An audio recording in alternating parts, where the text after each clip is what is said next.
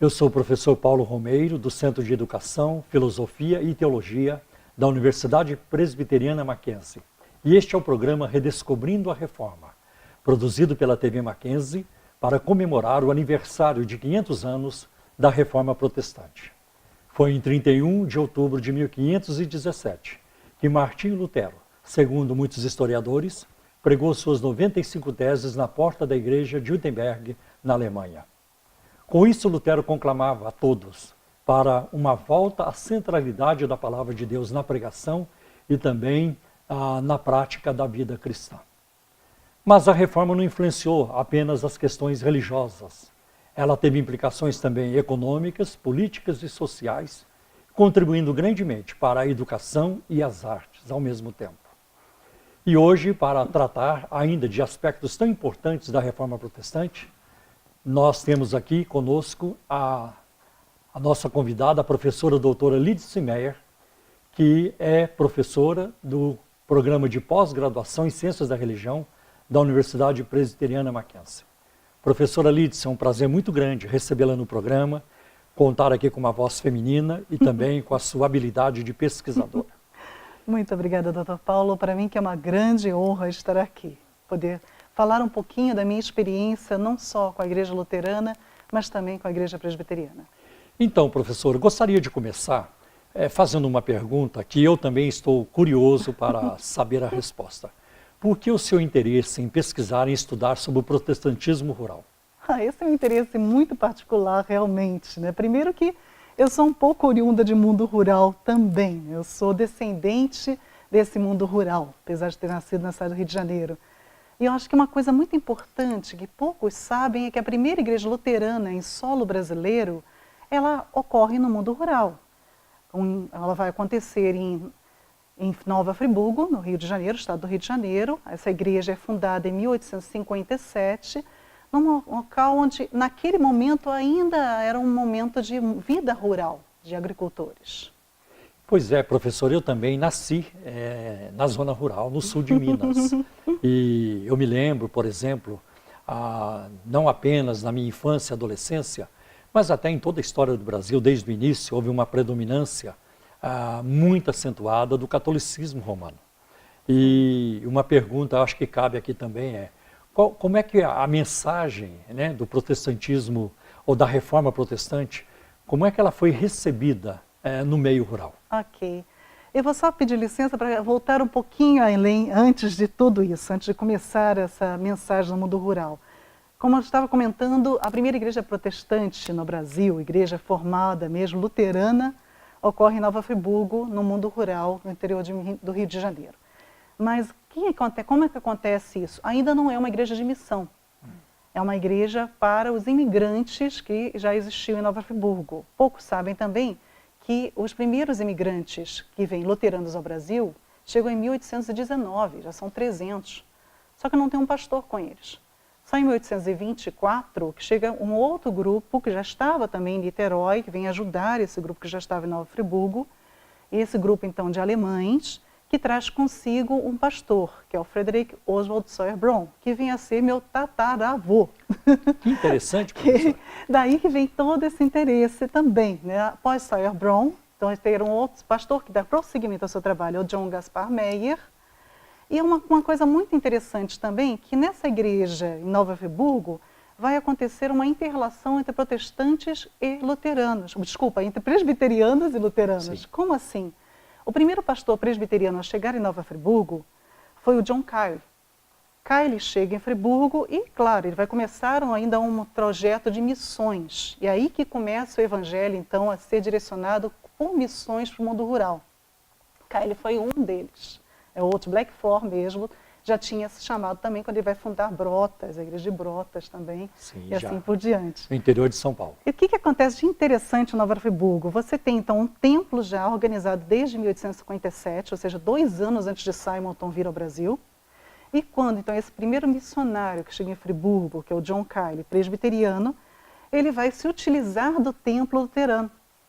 Faz amizade com John Gaspar Meyer, que é meu tataravô, né, que vai também estar colaborando com essa evangelização do mundo rural de Nova Friburgo.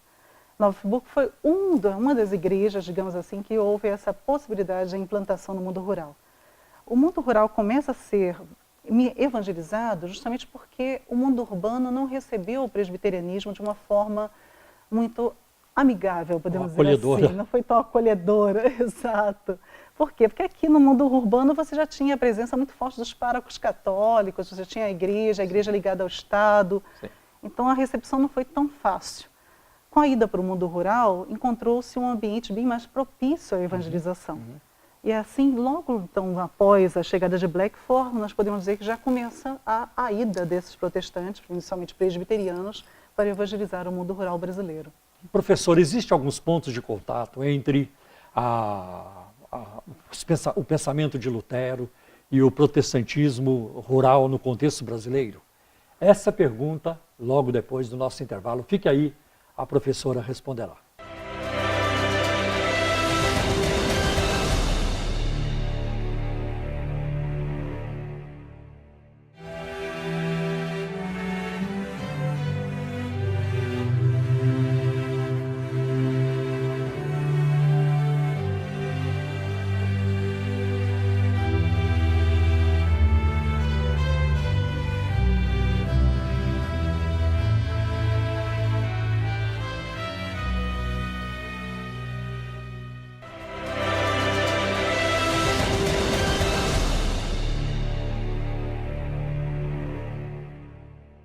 Estamos de volta no programa Redescobrindo a Reforma, hoje entrevistando a professora doutora Lídice Meyer, do Programa de Pós-Graduação em Ciências da Religião da Universidade Presbiteriana Mackenzie. Professora, no bloco anterior ficou uma pergunta aí para ser respondida, e eu vou aqui repeti-la, talvez não com as mesmas palavras, mas qual é o ponto de contato que existe entre a teologia de Lutero e o protestantismo rural no contexto brasileiro?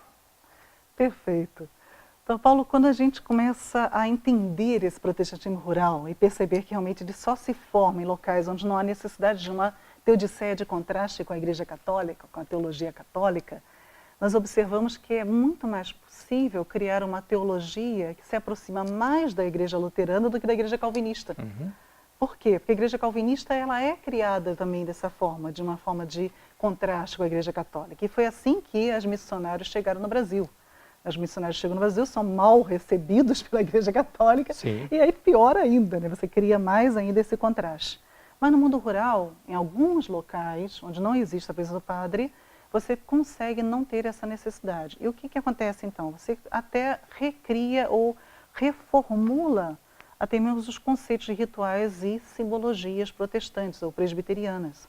Por exemplo, o batismo, a Santa Ceia, a profissão de fé. São situações onde você tem uma nova roupagem colocada. Por isso houve uma facilidade maior. Sim, há toda uma relação. Por exemplo, vamos começar, por exemplo, pelo batismo. O batismo normalmente é visto de forma diferente na igreja luterana como na igreja calvinista. Na igreja luterana, o batismo, a água do batismo, ela não tem poder, a não ser que ela se relacione com a palavra de Deus. Essa é a ideia de Lutero. E aí ela deixa de ser água. Ela passa a ser uma água com potencialidade revivificadora, regeneradora. Okay? Então ela está muito mais próxima realmente da ideal católico do que do protestantismo presbiteriano, que é a ideia de símbolo apenas. Ela não é símbolo, é também sinal. Então, o que acontece no mundo rural? No mundo rural, a água também é um elemento extremamente importante, porque é ele que vivifica os campos da agricultura do qual eles dependem. Exatamente. Eles que vão também fortalecer o gado, ele que vai dar o peixe para o consumo diário. Então, a água ela já é um símbolo de vida. Quando ela é trazida para o contexto de batismo, ela recebe, então, um significado redobrado. Então, ela é realmente uma água especial. Ela acaba se apropriando de toda essa simbologia, juntamente com a palavra de Deus, e ela se torna uma questão de revivificação, de nova vida realmente. E o símbolo da água nas Escrituras, né, do começo ao fim, é muito forte também. Riquíssimo, né? Aparece com muita ênfase. Em todas as culturas. Do princípio ao fim das páginas da Bíblia, né? Outra questão interessante ligada ao batismo é que existe a presença de padrinhos. Que interessante. Que é outra questão também, que para Lutero era imprescindível. Para Lutero você levava a criança, os pais deveriam trazer a criança para apresentar, mas os padrinhos deveriam assumir o compromisso de ajudar na criação dessa criança para que ele crescesse nos caminhos de Deus. E dentro da educação, né, esse plano educacional de Lutero. Dentro da igreja também do mundo rural, existe a figura do padrinho. Isso é uma herança do compadresco do catolicismo. Certo. Onde você tem essa relação vicinal dos vizinhos, onde um colabora com o outro e todos, na verdade, são grandes irmãos. O que é causado também pela endogamia, né, de lugar. Todos casam entre si também, né? Primo com primo, primo com tio. E assim, com isso, acaba você criando também um parentesco, não só de crença, de fé, por serem todos protestantes, mas de sangue, de carne. Interessante. Então, o padrinho acaba acontecendo também. Interessante, o papel da religião para unir, para influenciar os laços familiares. São muito interessantes. Muito, é muito importante. E, professor, um outro assunto que eu creio que é muito importante também, em se falando de protestantismo rural. Qual foi o espaço da música? Porque nós sabemos que Lutero, ele era um homem muito voltado para a música, ele tinha muito talento para a música, né? E ele mesmo compôs músicas, né? É aí um hino muito famoso que ele colocou uma letra, que é o Castelo Forte, né? Que é o grito, o brado de guerra, não vou dizer brado de guerra, mas um brado da reforma protestante. Como é que é essa inserção da música no meio rural, né? No protestantismo rural? Muito forte, né? É interessante quando a gente lembra que alguém escreveu, inclusive, que os hinos de Lutero converteram mais pessoas do que as prédicas e os livros dele. Olha, que interessante. Para Lutero, a música realmente é tão importante que ele mesmo compôs vários dos hinos. E quando observamos o inário composto por Lutero, observamos uma característica muito interessante. A grande maioria dos hinos, ou seja, a maior quando se separa-se por temática, os hinos que têm a temática que contém mais hinos, podemos chamar assim, é a temática sobre a vida futura, sobre a pátria celestial. E é exatamente esta temática que tem a sua preferência dentro do mundo rural brasileiro também. O mundo rural brasileiro herda também desse catolicismo de raiz um sentimento muito messiânico, nessa espera do retorno de Cristo e também do milenarismo. E com isso, esses hinos que tratam da volta de Cristo, esses hinos que tratam da vida no céu, do caminho para o céu, da peregrinação na terra, são os hinos que são muito mais amados por esse mundo rural. São hinos que até hoje são os mais queridos. E nisso também vemos um ponto de contato grande aí com a teologia de Lutero. Tá. Professora Lídice, como é a cosmovisão do cristão de protestantismo rural? Essa pergunta a professora responderá no próximo bloco.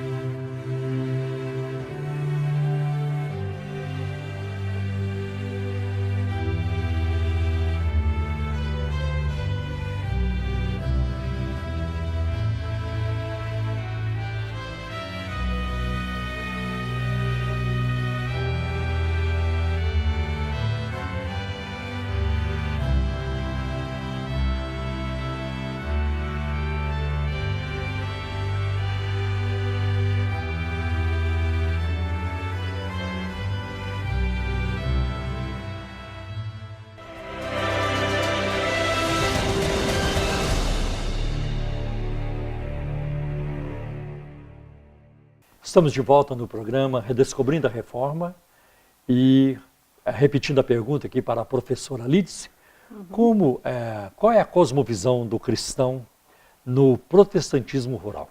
Certo. Como é que ele se comporta?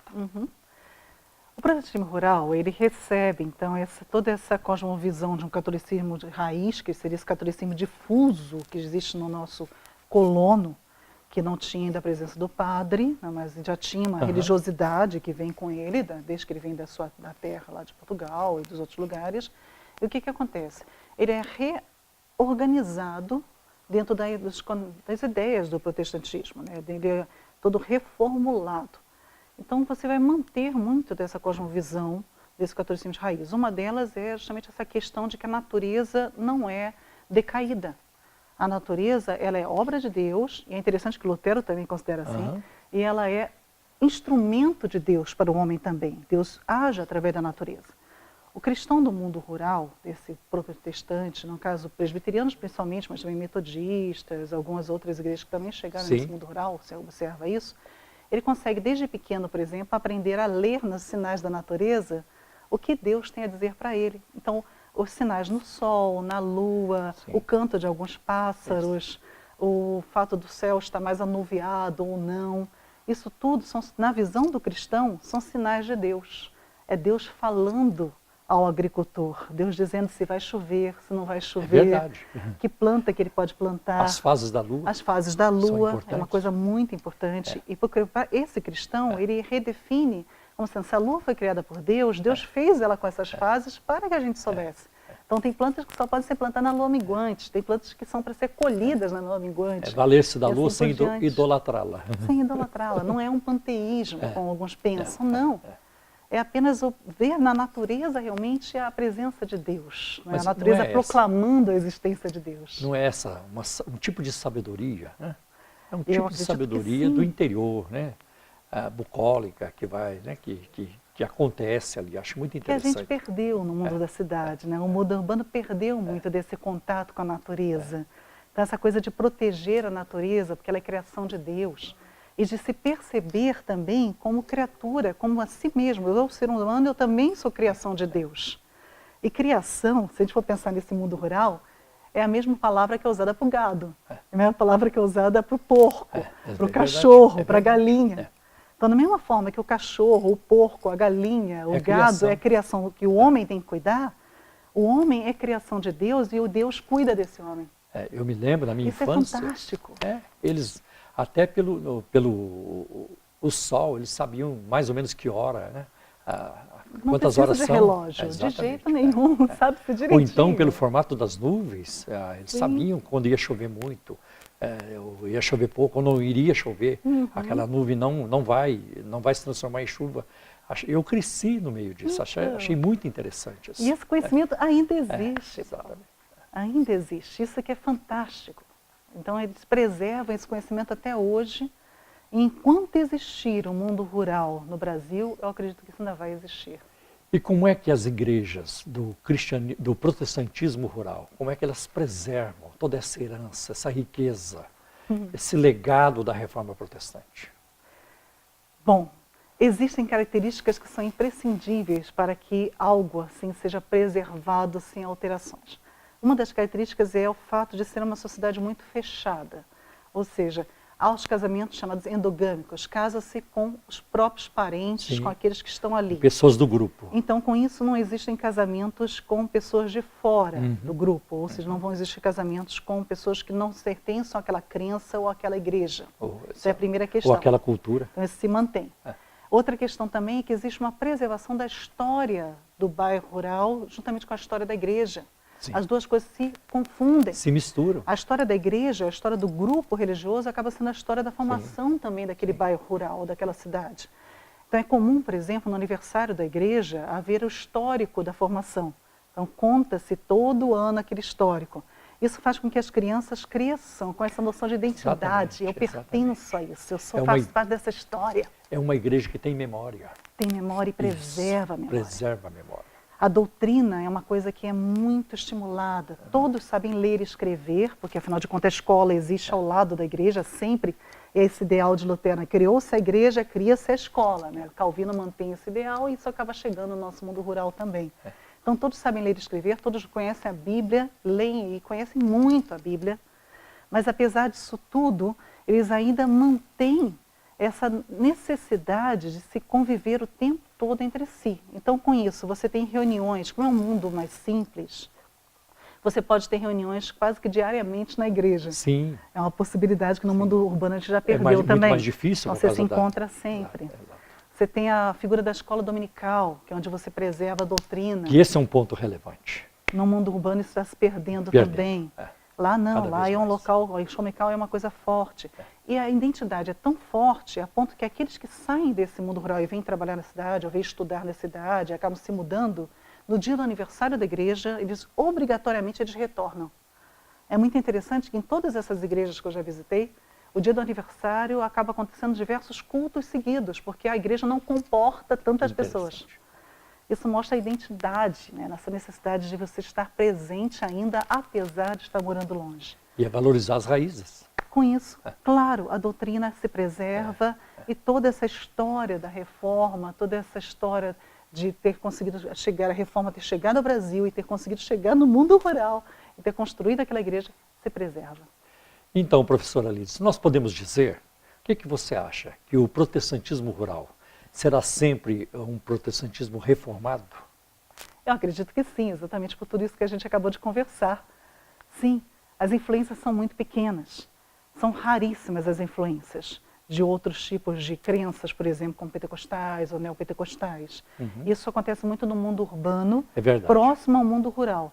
Mas no mundo rural, onde existe esse protestantismo rural, eu digo nesses locais onde existe protestantismo rural, ou seja, onde você tem uma igreja protestante que se instaurou antes de existir catolicismo e que acaba se transformando na igreja única naquele local.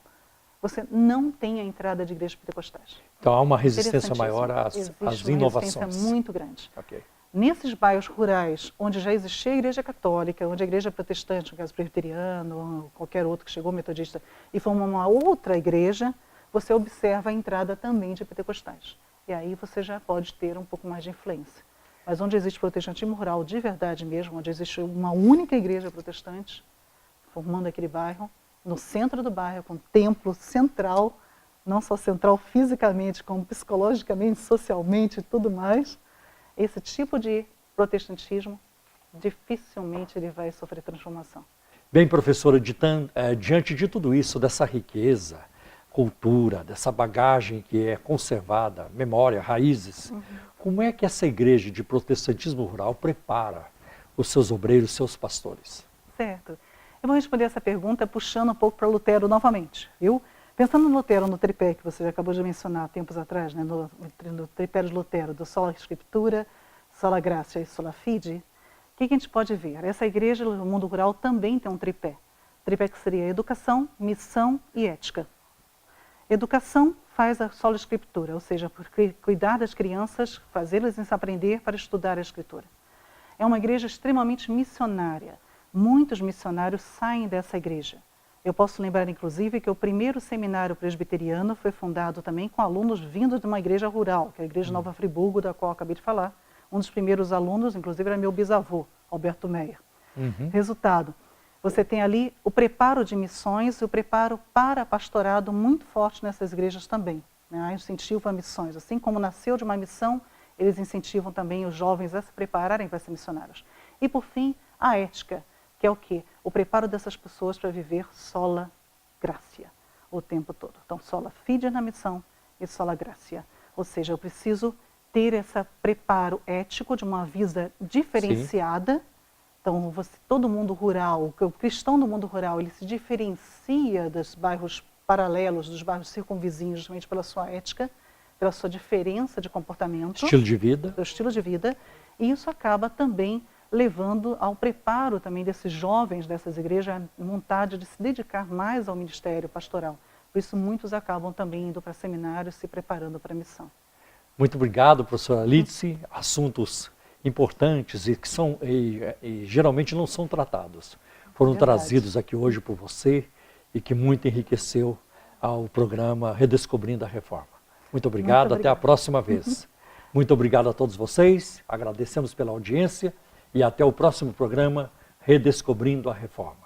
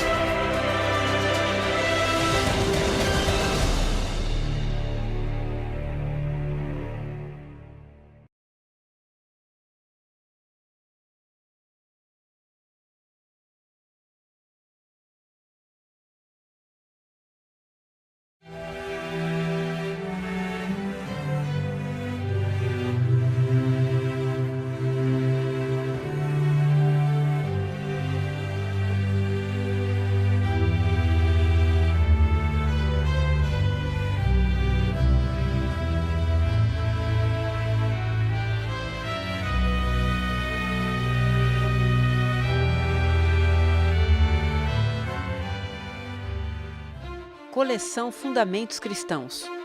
Obras acadêmicas com visão cristã de mundo. Educação escolar cristã. História, conceitos e práticas pedagógicas. Organizado por Davi Charles Gomes. Da abordagem histórica da educação cristã às questões filosóficas da prática educacional, livro destinado a educadores de instituições de ensino que buscam a excelência na educação aliada à cosmovisão cristã reformada.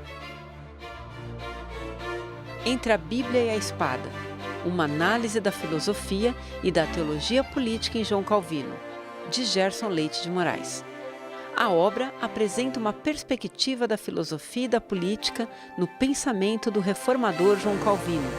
O autor indica uma trajetória que ajuda a captar a lógica do Estado moderno e as origens da vida igualitária e laica que marcaram a existência livre desde Calvino. A primeira igreja protestante do Brasil, Igreja Reformada Potiguara, de 1625 a 1692, de Jaqueline de Souza. A obra relata o surgimento da primeira igreja protestante em solo brasileiro, fruto da ocupação holandesa no Nordeste, de 1630 a 1654. A Igreja Reformada Potiguara nasceu da união de índios e holandeses reformados e vem ser a primeira igreja evangélica indígena das Américas.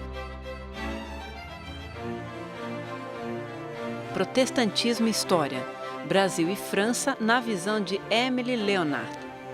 Organizado por Marconi Bezerra Carvalho, o livro reúne artigos do renomado historiador francês, que foi professor da Universidade de São Paulo de 1948 a 1950.